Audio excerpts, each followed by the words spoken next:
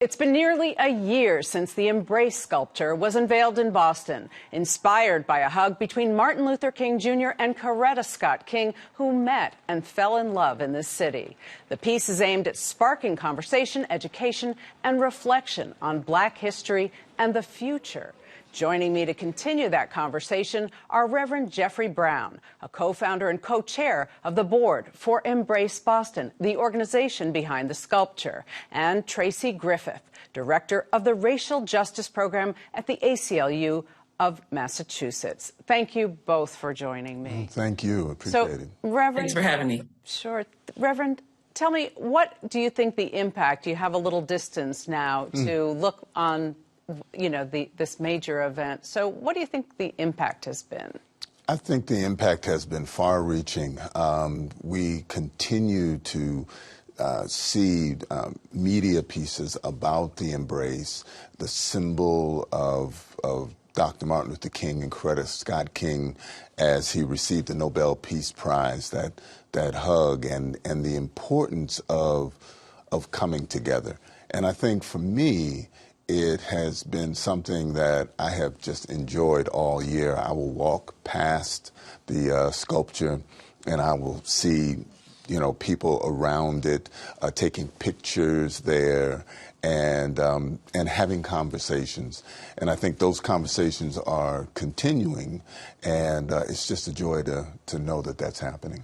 And so, Tracy, I want to ask you, I believe you are a former educator.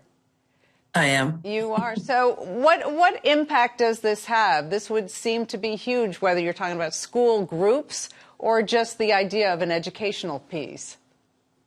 Yes, it's a beautiful thing to have it here in such a prominent place in Boston. It kind of reflects on, the Dr. King before he was Dr. King, right? His origins here and the schooling that he obtained here in Boston. It kind of reflects on the ways that teachers and professors and, so many of the people who pour into our lives before we become who we become, right? It's very symbolic of that, right? And it's fitting that it's right here in such a prominent place where he learned so much of what helped him to become Dr. Martin Luther King Jr., right? His schooling here was instrumental in that.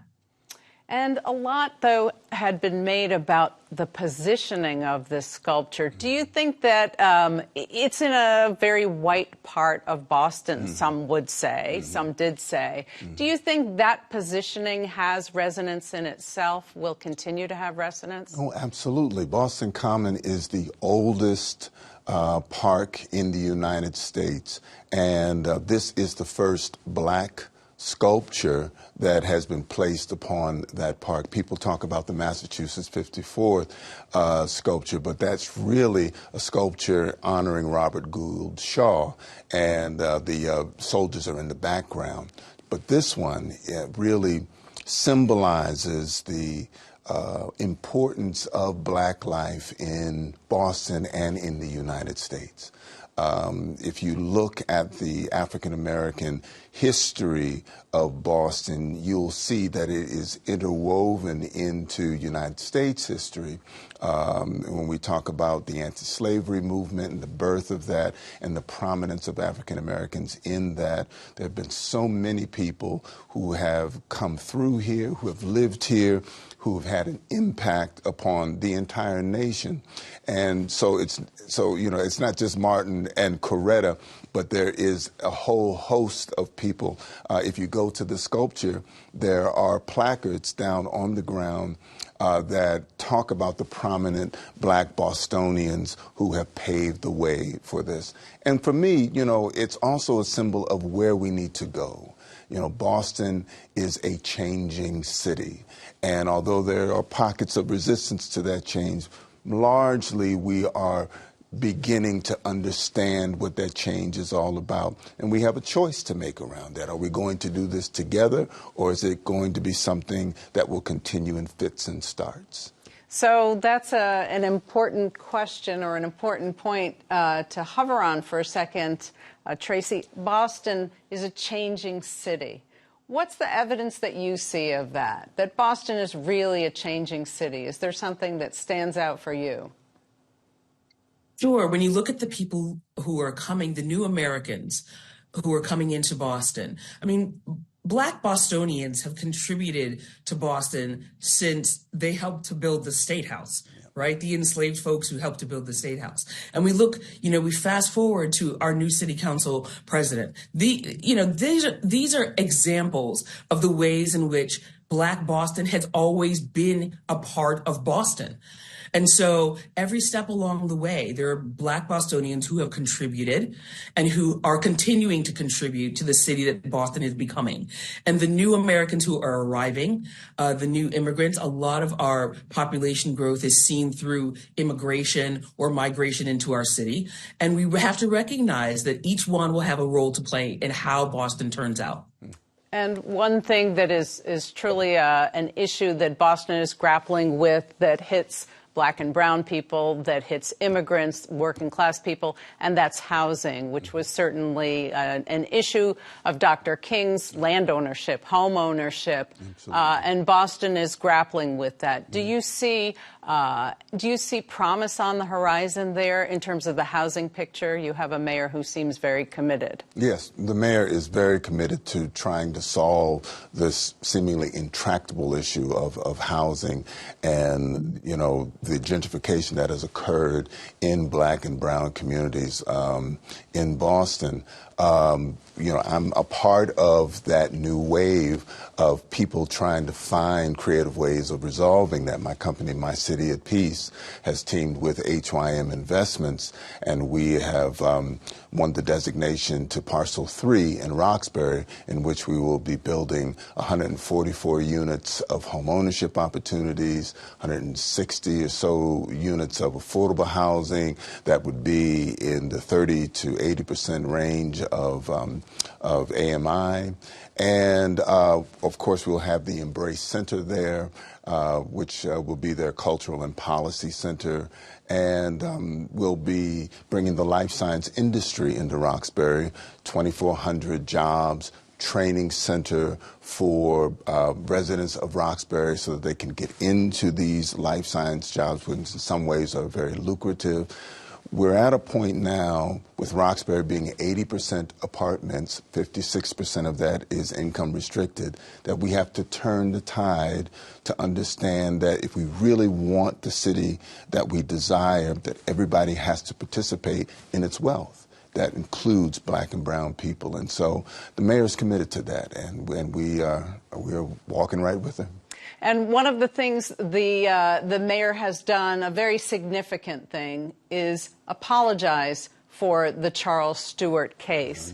Now, this, for people who might have forgotten this case, in 1989, Charles Stewart, a white man, shot his wife, said a Black man did it, and two men were held for unjustly for this murder. And essentially, the Mission Hill neighborhood was besieged by police, stopping people, frisking them, intrusive searches. It was a very ugly moment and really has marked Boston.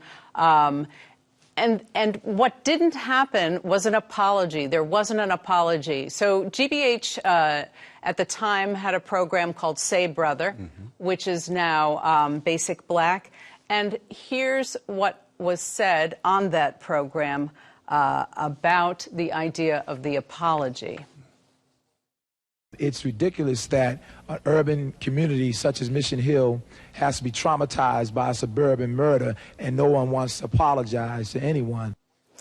And so now Mayor Wu did that, made that apology. She made up for the gap. Let's hear what she had to say. On behalf of the Boston Police Department, the Mayor's Office, and the entire city of Boston, I want to say to Mr. Swanson and Mr. Bennett, the entire Bennett family, and Boston's entire Black community, I am so sorry for what you endured. Tracy, what was your reaction to that? What kind of impact do you think that had? Well, we absolutely commend Mayor Wu for apologizing on behalf of the city of Boston. It's an important acknowledgement that Racist policing hurts real people and real families and real communities. But there's still so much work to do to address racial disparities in policing. And, we look forward to working with Mayor Wu to address those issues and working with our partners to address those issues. We need to make sure that safety means safety for everyone. And so we look forward to working. Do you feel that policies, practices have significantly changed since those days? I think that they have. But we still have so far to go, right? We know that there are examples of, unjust police practices, incarceration rates continue to be disparate. And so there are definitely things that still need to be worked on, and we're ready to do that. Okay, Reverend Brown, your reaction to that? Yeah, apology? you can see evidence of that change. It wasn't just the mayor who apologized, but it was also the police commissioner, Michael Cox, who gave the apology to both the Bennett and the Swanson families. None of that had happened. Yeah, none of that had happened before, and certainly not from the police department in 1989. I mean, if you watched that HBO special, they had an example of what some of that prevailing attitude within the police department in the late 80s and the early 90s. But for me, I was there when the apology was given, and the emotion on both of those families, like the weight that was being lifted was really important. Tito Jackson, who was our former city councilor and also co-chair of the Embrace Board, gave a sort of like a requiem of what that family went through, and there was not a dry eye in the place. For black men, this kind of really bullying from police departments, and then people just walking away from it like, you just have to deal with it, is something that we've had to handle, over decades. And for an apology to be given was important, but it needs to be more than that. The Bennett family only got $12,000, and that was hard fought for, from the city of Boston. And the mayor is committed to doing something, for the family beyond that. I think that is as important as the apology. And the other gentleman who was also held for several weeks says it haunts him. Yep. Every single day. Yeah. By the way, the Reverend who was talking about the need for an apology, I believe he's now a bishop. This is Bishop Dickinson. He was also standing there in that group. Tracy, I want to ask you, we are just talking about restitution for a particular event, but there's a lot of talk about reparations more broadly, done in many different ways. The Boston City Council is studying that. Do you see this is a moment where this is now moving from just a percolating conversation to something that people are really grabbing onto, that there may be change now? Well, the fact that there is a commission that's studying it, that's looking at it, that's considering it, right, to look at the ways in which it might be implemented or if it needs to be implemented. I mean, that's a step in the right direction right there.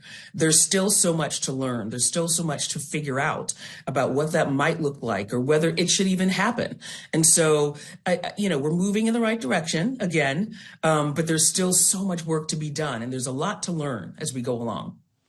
Do you think, Reverend, this is the moment where we can have a broader conversation about reparations? Yeah, I think it's already begun. It's begun in many communities around the United States. It's a complex issue when we talk about reparations. Our forebears helped to build this country to where it is right now. And so if you look at the relative wealth currently of the country, a significant portion of that is because of our ancestors. And so to begin having that conversation, I think, is critical. Embrace Boston has helped to lead that. They are a part of that city study around this, and hopefully they'll come up with something.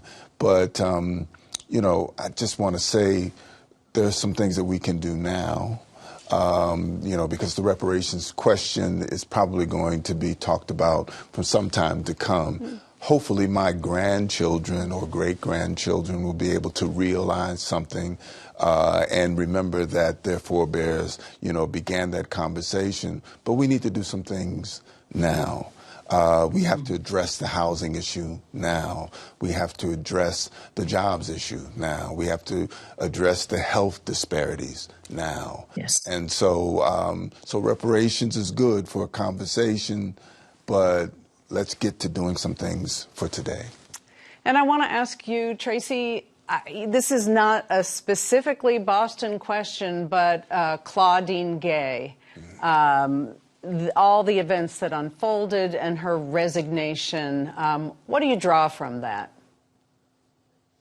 Well, I think, as I talk to my other Black women friends, right, we talk about the way that she was treated, and we talk about the things that, that the way that she was scrutinized and the things that she endured. Her place at Harvard was something that represented something so much more to Black women, right? Her ability to rise to that level. And as a former college educator myself, and someone who has friends who are in academia, we look and we see her in the place that she occupied. And it was something that we celebrated. And her departure hurts. Her departure hurts. We just hope, we want her to know, we want to embrace her, to know that, she's not alone, that we understand the struggles that she went through to get where she got to, and all of the things that led to this. We empathize and we understand. All right, Tracy, we have to leave it there. Tracy Griffiths, thank you very much. Reverend Brown, thank you.